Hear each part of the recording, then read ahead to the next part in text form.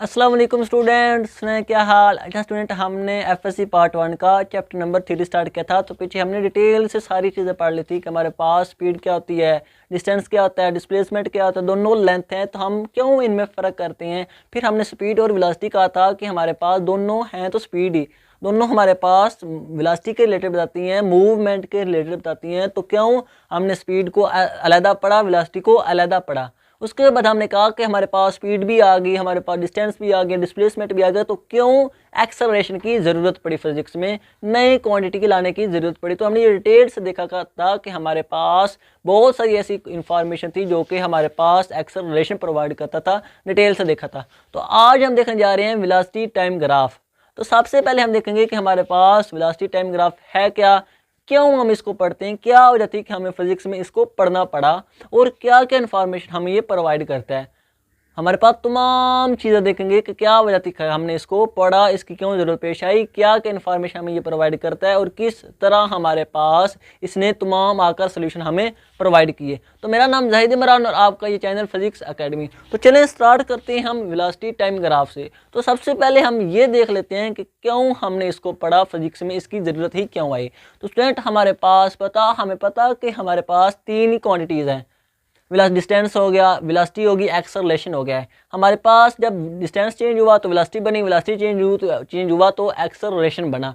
अब ये तीनों चीज़ों को हम, इन तीनों चीज़ों की इंफॉर्मेशन हम इकट्ठी कर सकते हैं कहाँ से, वेलोसिटी टाइम ग्राफ से। हमारे पास इन तमाम तीनों क्वांटिटी की इंफॉर्मेशन हम ले सकते हैं वेलोसिटी टाइम ग्राफ से, हम इसको इकट्ठा कर सकते हैं इंफॉर्मेशन। तो ये वजह थी कि हमारे पास वेलोसिटी टाइम ग्राफ को पढ़ना पड़ा कि एक ही ग्राफ से हम तमाम तीनों चीज़ों की इंफॉर्मेशन इकट्ठी कर सकते थे। अब देखते हैं कि कैसे हमारे पास इस वेलोसिटी टाइम ग्राफ ने हमारे पास तीनों चीज़ें जो क्वांटिटी थी, डिस्टेंस, एक्सेलरेशन और हमारे पास वेलोसिटी या स्पीड, उनकी इंफॉर्मेशन दी। तो हमारे पास हम 3-4 तरह के ग्राफ पढ़ेंगे और उनसे इंफॉर्मेशन निकालेंगे हमारे कि क्या क्या इंफॉर्मेशन हम उनसे मिल रही हैं। सबसे पहले हमारे पास जो ग्राफ है वो हमारे पास है, होंगे सारे स्टूडेंट हमारे पास वेलोसिटी टाइम ग्राफ के, वेलोसिटी और टाइम के रिलेटेड ही। तो सबसे पहला हमारे पास ये वाला ग्राफ है कि हमारे पास एक पार्टिकल है, इधर हमने वेलोसिटी को लिया, इधर हमने इस एक्सिस, एक्स एक्सिस में टाइम और वाई एक्सिस में वेलोसिटी। अब हमारे पास एक पार्टिकल का ये ग्राफ आया, हमारे पास ये ग्राफ इसका बना। हम इसको रेड मार्कर से शो कर लेते हैं। ये स्टूडेंट हमारे पास इस पार्टिकल का ग्राफ बना, ये वाला। अब हमारे पास इस वेलोसिटी टाइम ग्राफ से ये हमारे पास जो इन्फॉर्मेशन है ये क्या दे रहा है, ये ग्राफ हमें क्या बता रहा है। तो स्टूडेंट हमारे पास इस केस में जो बॉडी का एक्सेलरेशन होगा हमने वो देखना है, हमने डिस्टेंस देखना है और वेलोसिटी देखनी है कि क्या क्या हमारे पास इस तीनों चीज़ें कैसे कैसे क्या क्या उनकी वैल्यू आती है। अब हमें पता कि हमारे पास ये ग्राफ एक्स एक्सिस के रिलेटेड है, मतलब कि इस हमारे पास एक्सिस में वाई एक्सिस की वैल्यू 0 होती है, हमने डेढ़ से पीछे दूसरे चैप्टर में पढ़ा था। अब जब हमारे पास टाइम एक्सिस बढ़ रहा है, मतलब कि टाइम बढ़ रहा है, 1 2 3 4 सेकंड बढ़े हैं आगे आगे, लेकिन हमारे पास इस पार्टिकल की वेलोसिटी ही 0 है इस पॉइंट के ऊपर। चाहे टाइम बढ़ रहा है आगे, लेकिन पार्टिकल ऐसे सुस्त हुआ पड़ा है, वो बैठा है, वो सो रहा है, वो मूव ही नहीं कर रहा है, उसकी वेलोसिटी 0 होगी। तो ये हमारे पास यहाँ से क्या पता चला कि इस पार्टिकल की वेलोसिटी ही 0 है। जब हमारे पास वेलोसिटी 0 तो उसका डिस्टेंस 0, इसको हम ऐसे रिप्रेजेंट कर सकते हैं। और जब हमारे पास डिस्टेंस 0, वेलोसिटी 0, तो हमारे पास एक्सेलरेशन तो होता ही वेलोसिटी में चेंज है, तो उस वक्त हमारे पास एक्सेलरेशन भी 0। तो इस ग्राफ में हमने ये बताया कि पार्टिकल वैसे ही रेस्ट में है, पड़ा हुआ है, वो ना मूव कर रहा है, ना उसके पास वेलोसिटी है, ना उसके पास एक्सेलरेशन है। अब हमारे पास जो दूसरा ग्राफ है, यहाँ से हमारे पास असल बुक में हमारे पास ये नहीं था। हमारे पास जो असल हमारे पास जो ग्राफ था वो हमारे पास ये है। पहला ग्राफ बुक में जो था वो हमारे पास कहता है कि एक हमारे पास वेलोसिटी और ये हमारे पास टाइम। अब वो कहता है कि हमारे पास पार्टिकल कांस्टेंट वेलोसिटी के साथ मूव कर रहा है। इस ग्राफ का क्या नाम था हमारे पास, कांस्टेंट वेलोसिटी। अब हमारे पास पार्टिकल कांस्टेंट वेलोसिटी के साथ मूव कर रहा है, तो उसकी हमारे पास जो ग्राफ आएगा वो कुछ इस तरह का बनेगा। अब ये ग्राफ क्या शो कर रहा है स्टूडेंट, ये हमें बता रहा है कि हमारे पास बॉडी की वेलोसिटी बड़ी बड़ी बड़ी बड़ी 10, जब हमारे पास 10 मीटर पर सेकंड सपोज करो वेलोसिटी पहुंच गई, तो उस वक्त हमारे पास वेलोसिटी कांस्टेंट होगी, चेंज ही नहीं हो रही। हमारे पास वेलोसिटी चेंज ही नहीं हो रही टाइम के साथ साथ, टाइम ऐसे बढ़ रहा है, 1 सेकंड 2 सेकंड गुजरे, 3 गुजरे, 4 गुजरे, 5 गुजरे, टाइम ऐसे ऐसे बढ़ रहा है, लेकिन वेलोसिटी इधर की इधर है। हमारे पास वेलोसिटी कांस्टेंट है, हमारे पास वेलोसिटी में कोई चेंज नहीं है, वेलोसिटी टाइम के साथ साथ कांस्टेंट है। अब हम देखते हैं कि हम इस हमारे पास जो ग्राफ था इससे कैसे डिस्टेंस हमारे पास वेलोसिटी और एक्सेलरेशन निकाल सकते हैं। तो जब हमें पता कि हमारे पास जो एरिया अंडर द कर्व होता है, इस कर्व के नीचे जो एरिया है वो हमारे पास डिस्टेंस देता है, क्योंकि हमारे पास यहाँ पर एरिया क्या होगा, हमें पता है कि हमारे पास ये लेंथ दरबे एक साइड को दूसरी साइड से मल्टीपल कर दें तो वो हमारे पास क्या आ जाता है, एरिया। अगर ये हमारे पास रेक्टेंगल है ना, ऐसे अगर हम इसको इसके साथ मल्टीप्लाई दें तो हमें इस रेक्टेंगल का, इस स्क्वायर का एरिया मिल जाता है। तो इसी तरह हमने क्या किया, ये हमारे पास जो एक तरह का रेक्टेंगल बन गया। अब हमने इसका एरिया निकालना था, हमें पता है कि एक साइड को दूसरी के साइड के साथ मल्टीपल कर दें तो वो हमें एरिया प्रोवाइड कर देती है। अब जब हमने मल्टीपल किया तो हमारे पास आया VT, और हमें पता कि ये हमारे पास किसकी वैल्यू होती है, पार्टिकल के डिस्टेंस की वैल्यू होती है। पार्टिकल के डिस्टेंस की वैल्यू हमारे पास में ये S = VT होती है। ये हमने कैसे निकाला, एरिया अंडर द कर्व। जब हमारे पास ये डिस्टेंस आ गया, अब हमारे पास चाहिए एक्सेलरेशन। स्टूडेंट यहाँ से बहुत कन्फ्यूजन है, एक्सेलरेशन के बच्चे को पता नहीं चलता कि कैसे एक्सेलरेशन निकालें, और MCQs भी हमारे पास एक्सेलरेशन के रिलेटेड ही आते हैं। तो बच्चे यहाँ से कंफ्यूज हो जाते हैं कि हमारे पास एक्सेलरेशन क्या होगा। तो स्टूडेंट हमें पता, हमने एक्सेलरेशन का फार्मूला पढ़ा कि एक्सेलरेशन हमारे पास वेलोसिटी और टाइम का डिवाइड कर दें वेलोसिटी को टाइम के साथ, तो जो क्वांटिटी आएगी वो एक्सेलरेशन आएगा। वेलोसिटी में टाइम के साथ साथ चेंज हमारे पास एक्सेलरेशन देता है।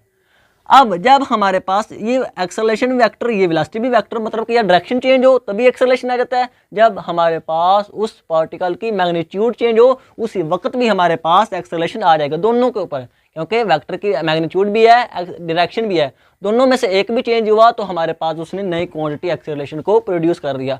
अब हमारे पास ये वेलोसिटी तो कांस्टेंट, टाइम के साथ साथ टाइम बढ़ा, वेलोसिटी उतनी, टाइम बढ़ा, वेलोसिटी उतनी, टाइम बढ़ा, वेलोसिटी उतनी ही, वेलोसिटी तो टाइम के साथ साथ चेंज नहीं हो रही। तो जब हमारे पास वेलोसिटी टाइम के साथ साथ चेंज ना हो तो उस वक्त हमारे पास एक्सेलरेशन भी जीरो होगा, क्योंकि एक्सेलरेशन है ही क्या, वेलोसिटी का टाइम के साथ साथ चेंज। वेलोसिटी का टाइम के साथ साथ चेंज होगा तभी एक्सेलरेशन आएगा। अब वेलोसिटी टाइम के साथ चेंज नहीं हो रही तो उस वक्त हमारे पास एक्सेलरेशन जीरो आएगा, एक्सेलरेशन स्टूडेंट जीरो आएगा। इसीलिए तो हमने एक्सेलरेशन पढ़ा। अगर हमारे पास डिस्टेंस और वेलोसिटी काम देती, अब डिस्टेंस भी है S = VT, वेलोसिटी भी है पार्टिकल की कांस्टेंट है, कांस्टेंट है 10 मीटर पर सेकंड है, लेकिन बॉडी का एक्सेलरेशन जीरो। जब एक्सेलरेशन जीरो तो हमें पता कि हमारे पास ये न्यूटन का सेकंड लॉ है, MA, मतलब कि फोर्स भी जीरो। अगर हमारे पास फोर्स जीरो तो वर्क भी जीरो, जब वर्क जीरो तो हमारे पास पावर भी जीरो। स्टूडेंट बॉडी मूव भी कर रही है, बॉडी का डिस्टेंस भी है, बॉडी की वेलोसिटी भी है, लेकिन एक्सेलरेशन ना होने की वजह से ना उस बॉडी के ऊपर उस टाइम पे फोर्स लगेगी जब हमने उसको ऑब्जर्व करना स्टार्ट किया। जाहिर बात है, बंदा मूव कर रहा है, उसको पीछे से कोई फोर्स लगी है तभी उसने मूव करना स्टार्ट किया, लेकिन यहाँ से हमने इस पॉइंट से ऑब्जर्व करना स्टार्ट किया, उस वक्त बॉडी कांस्टेंट वेलोसिटी के साथ मूव कर रही है, तो उस बॉडी का एक्सेलरेशन जीरो होगा। उस वक्त उसके ऊपर कोई फोर्स नहीं लग रही होगी, उस वक्त उसकी पावर जीरो होगी। ये इंफॉर्मेशन हमें एक्सेलरेशन देता था, और एक्सेलरेशन वेलोसिटी का टाइम के साथ साथ चेंज है। जब हमारे पास वेलोसिटी में चेंज आएगा, जाहिर बात है उसके ऊपर फोर्स लगेगी तभी वेलोसिटी में चेंज आएगा ना, टाइम के साथ साथ, तभी एक्सेलरेशन आएगा। लेकिन अब वेलोसिटी कांस्टेंट तो एक्सेलरेशन जीरो, कांस्टेंट नहीं जीरो। अब हमारे पास ये तो हमारे पास पहला ग्राफ जिसमें हमारे पास उसने डिस्टेंस की हमारे पास वैल्यू दे दी, वेलोसिटी हमारे पास वैसे कांस्टेंट थी और एक्सेलरेशन की भी वैल्यू देती, इसलिए हमारे पास ग्राफ पढ़ते हैं कि एक ग्राफ से ही हमें इतनी सारी इन्फॉर्मेशन मिल जाती थी। अब हमारे पास जो दूसरा ग्राफ था स्टूडेंट, वो हमारे पास था, वो कहता है कि हमारे पास कांस्टेंट एक्सेलरेशन, ये बड़ा स्टूडेंट हमारे पास मजे का है, कांस्टेंट एक्सेलरेशन। और ये कहता है कि एक हमारे पास बॉडी है, ये हमारे पास इधर टाइम आ गया, ये हमारे पास वेलोसिटी इधर आ गई। अब वो कहता है कि हमारे पास एक बॉडी है, उसका ग्राफ कुछ इस तरह का आता है। हमारे पास ये हमारे पास वो बॉडी शो कर रही है टाइम ग्राफ में अपनी वेलोसिटी को। अब ये हमारे पास क्या बता रही है, तो स्टूडेंट हमारे पास ये वाला ग्राफ ये बता रहा है कि हमारे पास टाइम और वेलोसिटी आपस में डायरेक्टली प्रोपोर्शनल है। स्ट्रेट लाइन हमारे पास जब भी होगी तो दोनों चीज़ें आपस में डायरेक्टली प्रोपोर्शनल होती हैं। अब हमारे पास क्या, अब अगर मजीद इससे क्या पता चला कि वेलोसिटी और टाइम में डायरेक्टली प्रोपोर्शनल है, तो स्टूडेंट अब हमारे पास वेलोसिटी टाइम के साथ साथ बढ़ रही है। क्या स्टूडेंट, हमारे पास वेलोसिटी टाइम के साथ साथ बढ़ रही है। टाइम इतना, वेलोसिटी इतनी, टाइम इधर आया, वेलोसिटी यहाँ हमारे पास इधर आ गई, टाइम हमारे पास इधर आया, वेलोसिटी हमारे पास स्टूडेंट इधर आ गई, टाइम इधर पहुँचा, वेलोसिटी हमारे पास इधर आ गई। तो क्या हमारे पास टाइम के साथ साथ वेलोसिटी बढ़ रही है लेकिन कांस्टेंट। क्या लफ्ज़ है, यही इंपॉर्टेंट है, यही बात इंपॉर्टेंट है। उधर भी वेलोसिटी कांस्टेंट थी, उधर भी तो वेलोसिटी कांस्टेंट थी लेकिन एक्सेलरेशन 0 हो गया। अब भी वेलोसिटी कांस्टेंट है लेकिन अब वो एक नए अंदाज से कांस्टेंट है। अब वो हमारे पास टाइम के साथ साथ चेंज हो रही है लेकिन कांस्टेंट है। टाइम अगर 1 सेकंड हुई ये 5, टाइम 2 हुआ तो ये 10, टाइम 3 हुआ तो ये हमारे पास 15। 1 सेकंड में 5 के हिसाब से बढ़ रही है, बढ़ तो रही है, वेलोसिटी कांस्टेंट है हमारे पास, कांस्टेंट टाइम के हिसाब से वेलोसिटी कांस्टेंट बढ़ रही है। तो जब हमारे पास वेलोसिटी कांस्टेंट बढ़ेगी तो उस वक्त उस बॉडी का एक्सेलरेशन क्या आएगा, कांस्टेंट, क्योंकि हमारे पास अब कांस्टेंट आएगा, अब 0 नहीं आएगा। जब वेलोसिटी टाइम के साथ बढ़े ही ना, हर वक्त ही 10 रहे, उस वक्त तो हमारे पास टाइम के साथ बढ़ी नहीं, एक्सेलरेशन 0। लेकिन अब हमारे पास पहले 10 थी, फिर 15 होगी, फिर 20 होगी, फिर 25 होगी, टाइम ही बढ़ा है, मतलब उसके ऊपर फोर्स लग रही है, उसकी टाइम के साथ वेलोसिटी में चेंजिंग आ रही है लेकिन कांस्टेंट। तो जब वेलोसिटी का टाइम के साथ कांस्टेंट चेंज हो तो उस वक्त जो उस बॉडी का एक्सेलरेशन होगा वो भी एक कांस्टेंट क्वांटिटी होगी, जिसको हमने, अब हमारे पास एक्सेलरेशन हमारे पास v/t, ये भी एक हमारे पास वेक्टर क्वांटिटी है, डायरेक्शन इसकी ऐसी है, और हमारे पास अब एक्सेलरेशन क्या आएगा, कांस्टेंट। अब एक्सेलरेशन कांस्टेंट आएगा, 0 नहीं आएगा। 0 उस वक्त था जब वेलोसिटी चेंज ही ना हो, जब चेंज हो रही है टाइम के साथ साथ कांस्टेंट तो एक्सेलरेशन 0 कांस्टेंट आ जाएगा। अब हम नेक्स्ट देखते हैं कि इसने हमें डिस्टेंस कैसे दिया। तो स्टूडेंट हमारे पास हमने कहा था कि एरिया अंडर द कर्व क्या होता है, डिस्टेंस होता है पार्टिकल का। अब हमारे पास ये एरिया अंडर द कर्व बन गई, हमारे पास ट्राइंगल बन गया है। तो हमारे पास जो ट्राइंगल का एरिया होता है वो हमारे पास होता है 1/2 बेस और हाइट को मल्टीपल कर दे तो हमारे पास एरिया आ जाता है। तो अब हमारे पास एरिया क्या आएगा, 1/2 बेस हमारे पास क्या स्टूडेंट, हमारे पास ये टाइम, और ये हाइट क्या है इसकी v। तो यहाँ से डिस्टेंस क्या आया, डिस्टेंस हमारे पास क्या आया 1/2 vt। तो ये भी हमारे पास बहुत इन्फॉर्मेशन दे रहा है। हमने तो हमेशा पढ़ा था कि डिस्टेंस हमारे पास s=vt है, हमने यही पढ़ा था। लेकिन स्टूडेंट ये उस वक्त s=vt जब वेलोसिटी कांस्टेंट हो, वेलोसिटी चेंज हो ही ना, वेलोसिटी टाइम के साथ साथ कांस्टेंट हो। लेकिन जैसे ही हमारे पास वेलोसिटी टाइम के साथ साथ चेंज हुई लेकिन कांस्टेंट बॉडी में एक्सेलरेशन आया वो भी कांस्टेंट, तो उस वक्त उस बॉडी का डिस्टेंस vt नहीं होगा, मतलब बल्कि 1/vt होगा। उस वक्त हमारे पास ये वाला हमारे पास डिस्टेंस का फार्मूला हुआ। तो इस छोटे से ग्राफ से हमें ये सारी इन्फॉर्मेशन मिल गई, इसलिए पढ़ते हैं वेलोसिटी टाइम ग्राफ। अब हम देखते हैं हमारे पास जो नेक्स्ट ग्राफ है वो भी स्टूडेंट हमारे पास बहुत मज़े का है। अब वो हमारे पास क्या इन्फॉर्मेशन दे रहा है, अब हमारे पास वो क्या इन्फॉर्मेशन दे रहा है, वो हमारे पास कह रहा है कि एक बॉडी है वो अब ऐसे मूव करने स्टार्ट कर दिया उसने। अब हमारे पास वो ऐसे मूव कर रही है।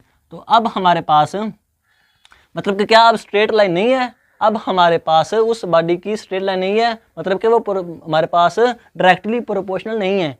अब है तो सही, हमारे पास वेलोसिटी है, पार्टिकल की वेलोसिटी है, पार्टिकल इधर वेलोसिटी उसकी इधर, पार्टिकल इधर वेलोसिटी उसकी इधर, पार्टिकल इधर वेलोसिटी उसकी इधर। लेकिन अब स्टूडेंट हमारे पास वेरिएबल वेलोसिटी है, हमारे पास अब जो कांस्टेंट होगा वो भी हमारे पास एक्सेलरेशन होगा, वो भी हमारे पास क्या होगा, वेरिएबल एक्सेलरेशन होगा। क्योंकि अब वेलोसिटी जो हमारे पास है वो भी तो कांस्टेंट नहीं ना बढ़ रही, वो भी हमारे पास कांस्टेंट नहीं बढ़ रही, तो उस वक्त जो उस बॉडी का एक्सेलरेशन आएगा वो भी हमारे पास कांस्टेंट नहीं आएगा। अब हमारे पास इस बॉडी का जो एक्सेलरेशन होगा वो एक वेरिएबल होगा। हमारे पास टाइम 5 था तो ये 10 होगी, टाइम हमारे पास 10 हुआ तो वो हमारे पास 50 होगी, टाइम हमारे पास 15 हुआ तो वो हमारे पास 150 होगी। इसलिए वो हमारे पास वेरिएबल के साथ बढ़ रही है, कांस्टेंट के साथ नहीं बढ़ रही। तो उस वक्त हमारे पास जो एक्सेलरेशन होगा वो एक हमारे पास वेरिएबल होगा एक्सेलरेशन। अब हमारे पास ये जो एक पॉइंट हम ले लेते हैं, इस ये वाला पॉइंट, इसको हम ए का नाम दे देते हैं।